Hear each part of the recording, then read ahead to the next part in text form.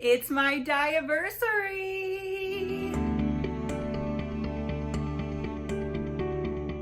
Hey everyone, Samantha Farley here. Welcome back to my channel.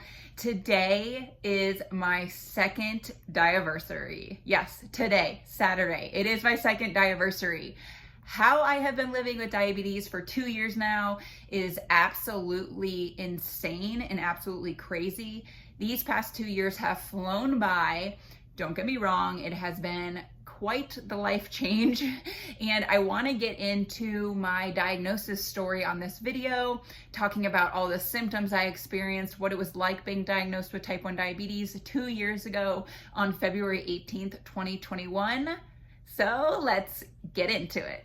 So 2 years ago on February 18th, 2021, I was rushed to the emergency room due to high blood sugars. So I want to go over kind of what happened when the symptoms started, to give you another recap of what happens when you get diagnosed with diabetes, what signs do you see, and hopefully this video can help someone down the road that might be having these symptoms. So my symptoms really started in December of 2020. And I remember I went home for the holidays. I went home for Christmas, and I was driving around Columbus, Ohio, which is where I'm from, with my family and my parents. And I remember being in the car and saying, "Mom, I am so thirsty. I do not understand what's going on. I am so thirsty. I'm thirsty all the time. I don't understand." And I remember my dad saying, "Well, thirst is usually a sign of diabetes, but we don't have diabetes in our family, so you're good." And I remember being like, all right, cool. Well, there's still a problem here. Something is wrong. I don't know what it is, but I just kept telling my parents that, and they didn't really have a solution. They're just like, well, you work out a lot. Maybe you're just really thirsty. So that was kind of the first time that I saw a symptom happening. And it's weird because I feel like I've been thirsty for several years. Like way before I was diagnosed, I was always thirstier than the normal person. And I don't know, that's a whole nother topic for another day, but I don't know if like I was slowly gaining diabetes over the years. I don't know how that works, but anyway, thirst was definitely the first symptom that I experienced. Now, going into January of 2021, I started getting more symptoms.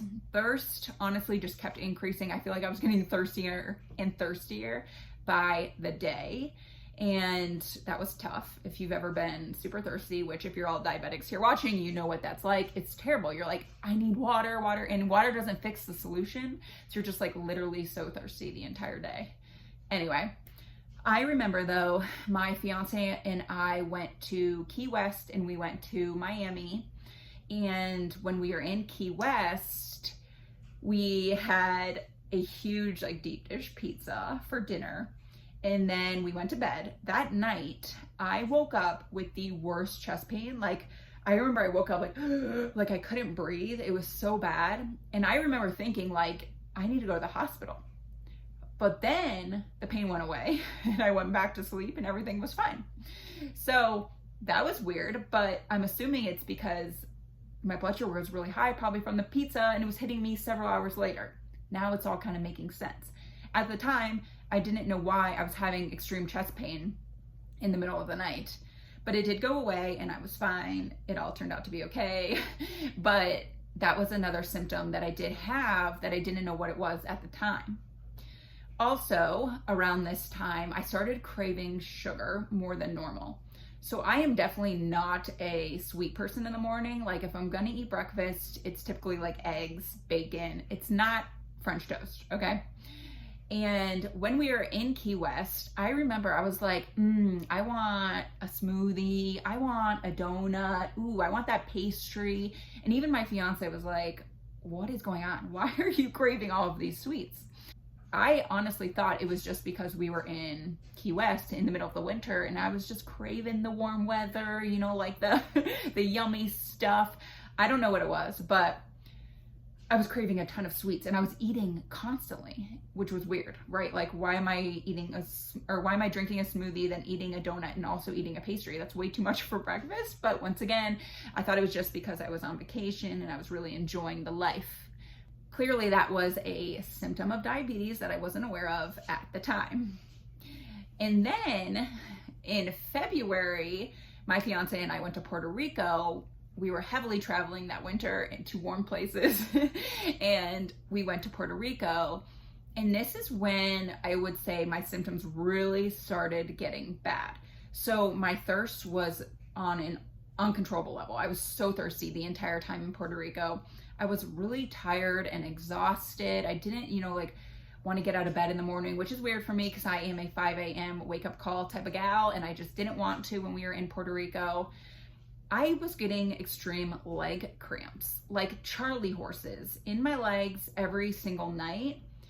Once again, I work out a lot, so I thought it was related to that maybe. I didn't really know, but now looking back, I realized it was lack of blood flow in my legs because I had high blood sugars, but I had a lot of leg pain and I couldn't really run, which I run usually daily.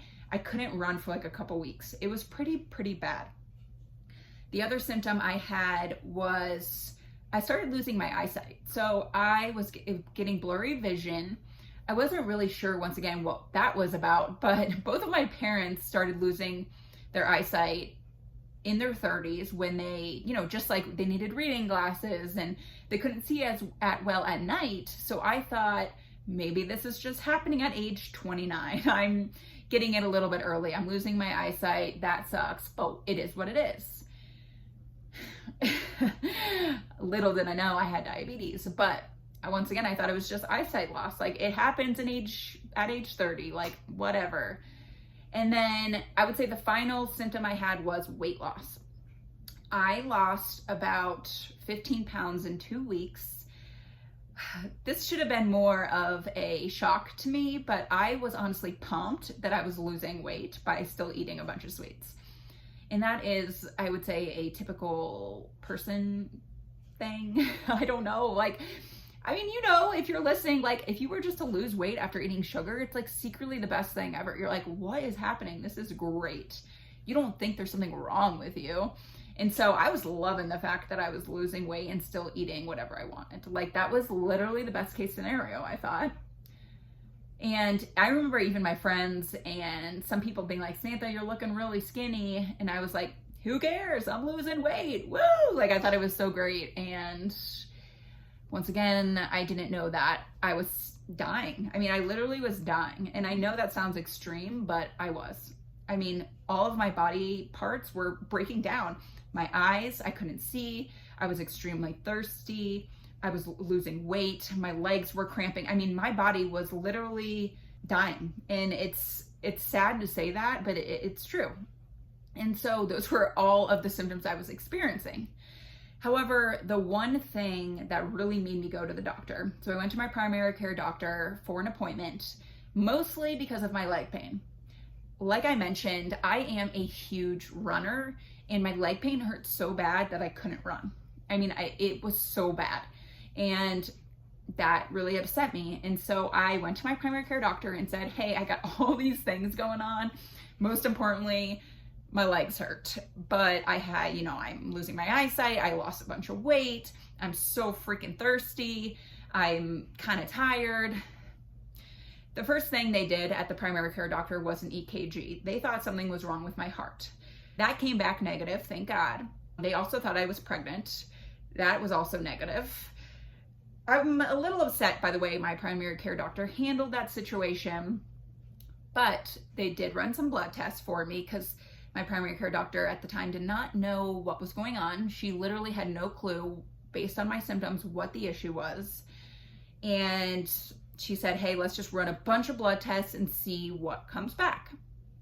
So the next day, I am actually at the eye doctor because my eyes literally couldn't see anything out of them. It was so blurry. I couldn't read anything. And so I was like, all right, I gotta go to the eye doctor and get some glasses. But anyway, so I was at the eye doctor. He told me I had astigmatism, whatever. As we all know, that was actually not the issue. I have diabetes. But anyway, so I am literally driving home from the eye doctor back to my house, and I get a call from my primary care doctor. And she is like, okay, so we got your lab tests back.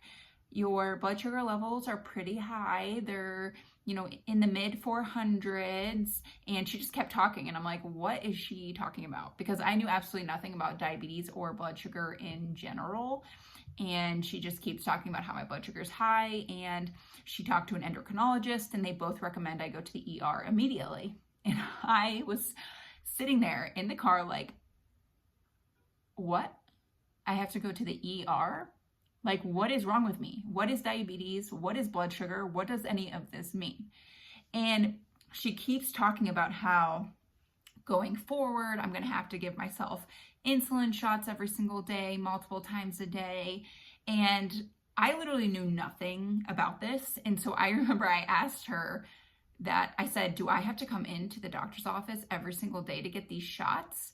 And she kind of laughed at me, and she's like, no, you'll do them at home by yourself. And I was like, what? I was so confused. I had no idea what any of this meant. So I hung up the phone with her, and I ran up to my apartment where I lived at the time with my boyfriend at the time, and my fiance now, but my boyfriend Ian, and I was bawling my eyes out because I didn't understand what was happening. All I knew that something was wrong, that I had to go to the ER, right? Like, that's kind of scary. And I was bawling my eyes out, and I said, I have to go to the ER. I have to go to the ER. Like, I literally had no idea what was going on. And so my sweet boyfriend Ian at the time grabbed the car keys and rushed me over to St. Joe's Hospital in Denver, where I was admitted into the emergency room. And they tested my blood sugar again. It was still very, very high. It was 420 when I got to the hospital, which is, as you all know, pretty high, not what we want it to be for normal range. And I ended up spending 2 days in the hospital. So when I got to the ER, it was actually pretty hilarious because I couldn't see a thing, because when I went to the eye doctor, they dilated my eyes. And it was just so funny because everyone was talking to me and I'm like, I can't see anything. Oh man, good times. Anyway, so I was in the ER for a while, and while I was in the ER, that is when I met my first diabetes educator. She was not too pleasant. She was probably 80 years old. And I remember she brought me this booklet about diabetes. And I just remember the first thing I opened was a big PDF photo or a flyer of the meal that I'm supposed to eat every single day. And it was so funny because it looked like a photo from 1970s. And, 50% of it was greens, 25% were potatoes or carbs, and 25% was protein or meat. And I just looked at that and was like, this is my life for the rest of my life? Like, are you joking? And she was terrible because she was like, yes, this is exactly what you have to eat. Oh my God, it was so bad. And by the way, this was within an hour of me being at the hospital. I don't know anything about diabetes, and she told me that I could not have kids because of my diabetes. Needless to say, I literally started bawling my eyes out. And I was wearing the heart monitor, and it was like beep, beep, beep, beep, beep, beep. It was going crazy. Everyone ran in to make sure I was okay.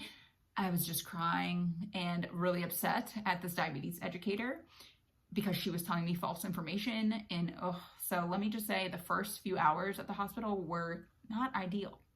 But then they switched me over to an actual room in the intermediate care unit. So I wasn't fully in the ICU, but I also wasn't in the normal one. I was in the middle, intermediate, and I had to stay there for 2 days. I couldn't eat for the first 24 hours because they were, giving me insulin and trying to bring down my blood sugars, and they were pricking my fingers every hour. And so that was a Thursday, and I got to leave on Saturday because they were able to get my blood sugars down to around, I think it was 200. And it's pretty crazy to me because while I was there for 2 days, they were definitely trying to teach me about diabetes and what I had to do when I got home. But it's insane that they just let you go free and assume that you know what's going on and that you know how to take care of yourself now with diabetes. It's insane. They told me, because I had to schedule an appointment with an endocrinologist, and the only one I could get it into was within literally a week. So I left the hospital a week later. I saw my endocrinologist. So they said for the time being, just take 15 units of Basaglar in the morning for my long lasting, and take 5 units for every single meal that you're eating of Humalog, fast acting, and that will get you through for the first week. Well, little did the doctors know I was still making insulin, and that was way too much insulin. Every single time I ate for 7 days, I would go low, and extremely low, low to the point where I was like this, shaking uncontrollably. And oh my gosh, you're lucky that my fiance is not on this video, because he was so mad. He's still mad to this day, because the doctors could have killed me by giving me too much insulin. All they have to do is educate us a little bit, help us out a little bit for the first month, because we don't know what we're doing. Instead, they just treated me like every other diabetic and were like, here, just give yourself 5 units of insulin for every meal. You'll be fine. No, that was way too much. Oh, and they also told me to eat veggies for every meal. So I was eating no carbs and I was taking 5 units of insulin. Unreal, unreal. Overall, my hospital experience was good. I had a really wonderful nurse named Jordan. She was great. But sometimes it's just crazy the lack of knowledge that doctors know, because they literally could have killed me. Thankfully, we had loads of sugar in my house that I was able to get my blood sugars back up when that happened. But once again, I didn't know what was going on because I was a new diabetic. I was just following the doctor's orders. And I have other videos on this that I've created about how you shouldn't trust your doctors completely. I'll list that below, because that's another one where I get pretty feisty. But anyway, this is not about that. This is about my diagnosis story back in 2021. And today is my Diaversary. Yeah! Tonight I am going to get dinner with my fiance. I'm probably going to get pizza, because what other food to get, on your Diaversary other than a bunch of carbs and fat? So I'm probably gonna go get some pizza with my fiance, and we're just gonna celebrate my 2-year Diaversary. If you guys have any questions about my symptoms, my diagnosis story, how I'm doing today, comment below. I would love to give you an update on how it's all going, things I've learned, things I still don't know what to do about. It's a daily thing, and you learn as you go. So I'm still here 2 years later, and I thank God for that. And I thank all of you for being here, watching these videos, helping me through it, and giving me tips of advice in the comments. You guys are awesome, and I really, really appreciate it. So anyway, thanks for watching my 2-year Diaversary video. I'll see you guys next week. Bye.